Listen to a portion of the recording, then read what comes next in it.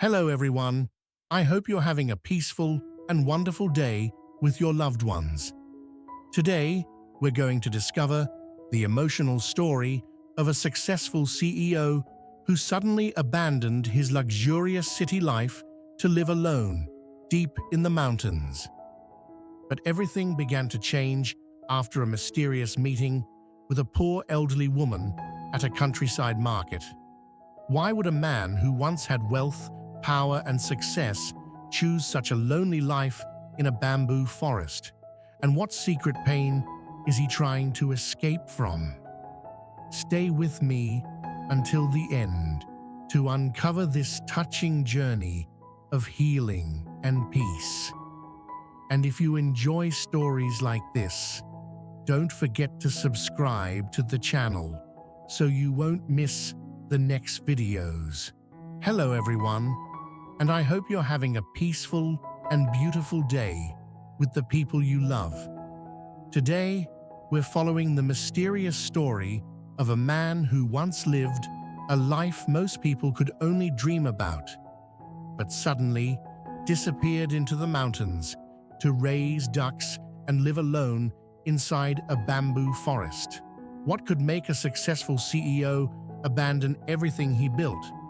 And why did a single meeting with a poor elderly woman begin changing his life all over again? Trieu Khang slowly pulled his old wooden cart along the narrow dirt road leading down from the mountains. Several duck cages rattled softly behind him as the wheels rolled over loose stones and patches of mud left from recent rain. The road was quiet except for the sound of insects hidden deep inside the bamboo forest surrounding the small path. A few years ago, nobody could have imagined that a man like Trieu Khang would end up living this kind of life. There was a time when people waited outside meeting rooms just to hear his decisions. His name used to appear in business magazines, besides stories about billion-dollar investments and expanding corporations.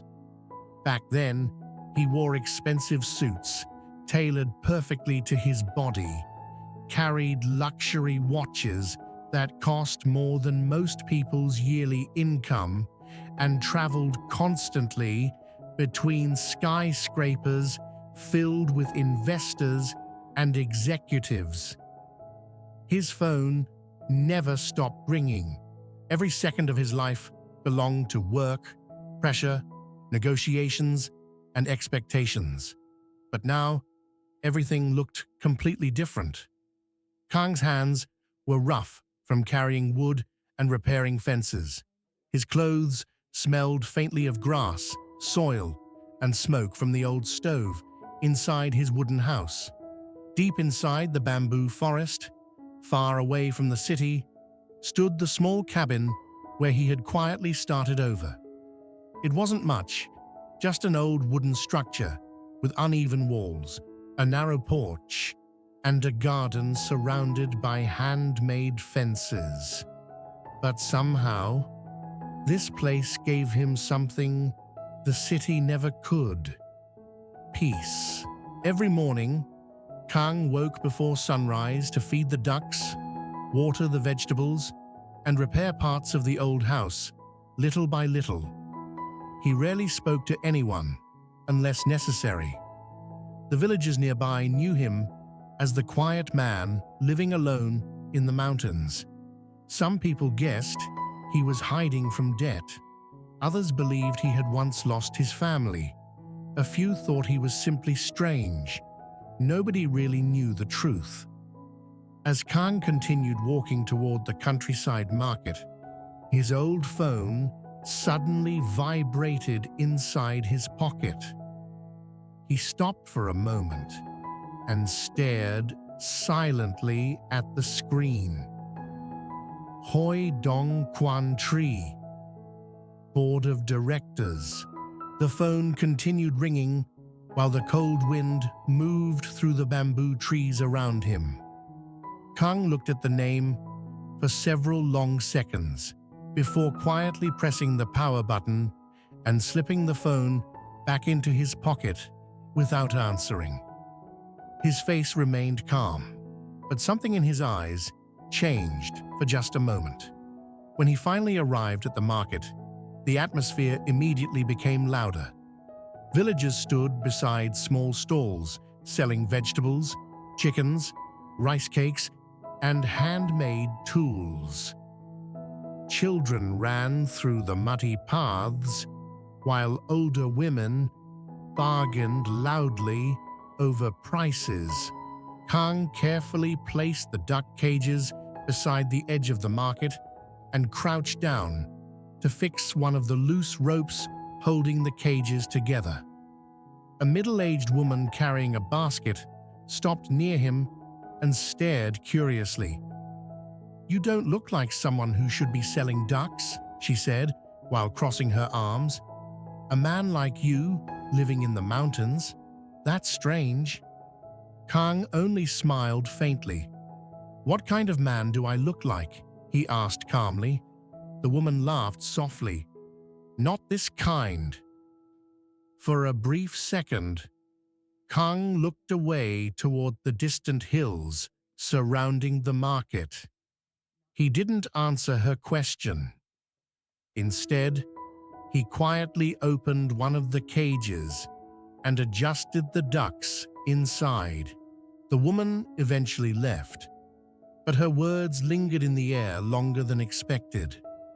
As customers slowly came and went, Khang remained patient with everyone. Even when people bargained aggressively or complained about prices, he never showed frustration. Years ago, he used to sit inside luxury conference rooms negotiating contracts worth millions of dollars. Now he stood in a muddy countryside market discussing the price of ducks with farmers. Strangely enough, this life felt far less exhausting. Hours passed quietly until Khang noticed an elderly woman standing near his stall. Unlike other customers, she didn't speak immediately. She simply stared at the ducks for a long time while tightly holding a small cloth bag in both hands. Khang looked up gently. "Would you like to buy one, Grandma?" The elderly woman hesitated before asking softly, "How much for this one?" Khang told her the price.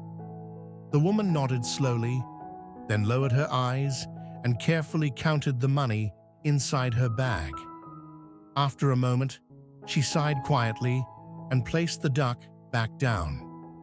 "If it were just a little cheaper," she admitted with an embarrassed smile, "I could buy two." Khang watched her silently. The woman's clothes were old and faded from years of use. Her hands trembled slightly as she held the bag close to her chest. It was obvious she had spent a long time thinking carefully before coming to the market. Most sellers would have rushed her or ignored her completely, but Khang simply smiled. "If you want two," he said calmly, "then take two." The elderly woman looked surprised. "But I don't have enough money." "That's all right." No, she said quickly. "You worked hard to raise these ducks." Khang shook his head lightly. Sometimes eating a good meal matters more than money. For the first time, the elderly woman looked directly into his eyes. Something about the quiet man standing in front of her felt unfamiliar. He didn't speak like the people in this village. He didn't move like someone who had spent his whole life in the mountains either. The woman slowly accepted the ducks, but before leaving, she paused. "You know," she said quietly, "you don't seem like someone who belongs in a place like this." Khang froze for half a second, then he smiled softly again. "Maybe," he answered. "This is exactly where I belong." The elderly woman stared at him for a long moment before finally turning away and disappearing slowly into the crowd. As evening approached, Khang finished packing the remaining cages onto his cart and began walking back toward the mountains. The market noise faded behind him, while the bamboo forest slowly surrounded the road once again. Far in the distance, hidden between the trees, his small wooden house waited silently. But unknown to Khang, the elderly woman had stopped walking halfway down the road. She turned around slowly and looked toward the mountains where his home stood, hidden deep inside the bamboo forest, and for reasons even she could not explain. She continued staring at that distant house long after Khang had disappeared from sight. The dirt road leading back toward the bamboo forest was unusually quiet that evening. Trieu Khang slowly pushed the empty duck cart through the fading mountain mist, while dry bamboo leaves rolled across the narrow path beneath his worn boots. The countryside market had already disappeared far behind him, but the face of the elderly woman still lingered in his thoughts for reasons he couldn't explain. Her words echoed faintly inside his head. "You don't seem like someone who belongs in a place like this." Khang lowered his eyes and continued walking without expression. For years, people in the city had described him very differently: successful, intelligent, ruthless, visionary. Those words used to follow him through every business meeting, every interview, every investment deal. But now, standing alone between endless bamboo trees with an old cart in his hands, none of those titles seemed to matter anymore. When he finally reached the wooden house hidden deep inside the forest, the silence welcomed him once again. The old gate creaked softly as he pushed it open. Several ducks wandered freely around the yard, while the small vegetable garden beside the fence moved gently beneath the wind. Khang unloaded the remaining cages slowly before sitting down on the old wooden steps outside the house. His back ached from the long day at the market, but the exhaustion felt strangely peaceful compared to the suffocating pressure he once carried inside skyscrapers filled with glass walls and endless expectations. For several minutes, he simply sat there quietly. Then, his phone vibrated again. Khang looked down at the screen. "Hoi Dong Quan Tri, 17 missed calls." Another message appeared immediately afterward. "We cannot continue delaying the shareholders. Please contact us immediately." Khang stared silently at the message before locking the phone without replying. He placed it face down beside him and leaned back against the wooden pillar near the porch. Inside the house, everything remained simple. A wooden table, 2 old chairs, a shelf filled with tools. In the corner of the room stood a small cabinet where Khang kept the few remaining objects from his old life. After a moment, he stood up and quietly opened the cabinet drawer. Inside lay an expensive silver watch. The surface still reflected light perfectly despite months of being untouched. Years ago, he wore it to every important meeting. Investors used to compliment it constantly. Back then, Khang believed success could be measured by the things people admired about you. Now, he only looked at the watch in silence. Then slowly, he closed the drawer again. Outside, the wind grew stronger, through the bamboo forest. Khang walked toward the old truck parked beside the house and rested one hand against the dusty hood. The vehicle had been sitting there unused for months now. Sometimes he still found himself staring at it late at night, remembering highways filled with city lights and endless business trips that never seemed to end. But unlike before, those memories no longer felt painful. They simply felt distant. The next morning, Khang woke early and began repairing part of the broken fence near the garden. He carried wooden boards across the yard while the sound of birds echoed through the mountains. Hours passed quietly as he worked alone beneath the endless rows of bamboo trees surrounding the property. Then suddenly, "Khang, are you home?" The voice startled him. Khang immediately turned toward the front gate and froze.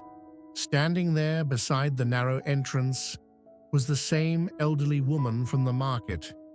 She held a small cloth bag in one hand, while the other rested weakly against the wooden gate.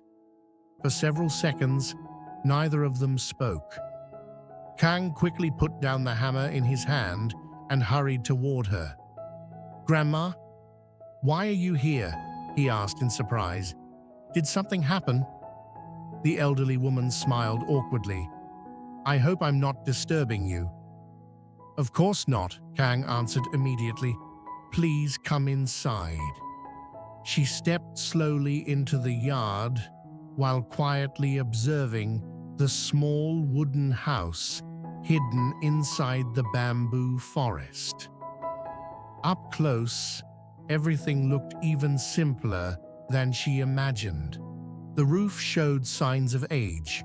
Several wooden boards near the porch had clearly been repaired many times. Yet despite the modest appearance, the entire place somehow felt warm. Khang quickly pulled a chair toward the table. "You must be tired after walking all the way here," he said, while pouring water into a small cup. "Please sit down." The elderly woman accepted the cup carefully. For a moment, silence filled the room again. Then finally, she spoke softly. "I didn't want to stay at the old boarding house anymore." Khang looked up quietly. The woman lowered her eyes toward the floor. "It's lonely there," she admitted. "Everyone lives their own life. Nobody really talks anymore." Khang said nothing. "My children are busy," she continued gently. "My grandchildren hardly visit. I suppose everyone has their own worries." The old woman smiled faintly, as though trying to make her loneliness sound unimportant. "But after meeting you at the market," she paused, "I kept thinking about this place." Khang's hands tightened slightly around the cup he was holding. "I know it's strange," she added quickly. "I just thought maybe staying here for a few days wouldn't bother you too much." For the first time in many years, Khang suddenly didn't know what to say. This house had always been silent. No voices, no footsteps besides his own. No one waiting for him after work. He had become so used to loneliness that hearing another person inside the house almost felt unfamiliar. But strangely, he didn't dislike it. "You're not bothering me," Khang said quietly after a long pause. "Actually, I think this house has been too quiet for a very long time." The elderly woman looked at him with surprise. Khang gave an awkward smile before standing up quickly. "You should stay," he continued. "I'll prepare dinner." The woman watched silently as Khang suddenly became unusually busy inside the small kitchen. He moved around clumsily, searching for bowls, cleaning the table again even though it was already clean, and checking the rice pot twice for no reason. For the first time, the old wooden house no longer felt empty, and neither did Khang. After leaving behind his powerful life as a successful CEO, Trieu Khang chooses to live alone in a small wooden house hidden deep inside the bamboo mountains. Far away from the pressure, wealth, and endless expectations of the city, he spends his days raising ducks, repairing fences, and quietly searching for peace. But everything begins to change when he meets a poor elderly woman at a countryside market.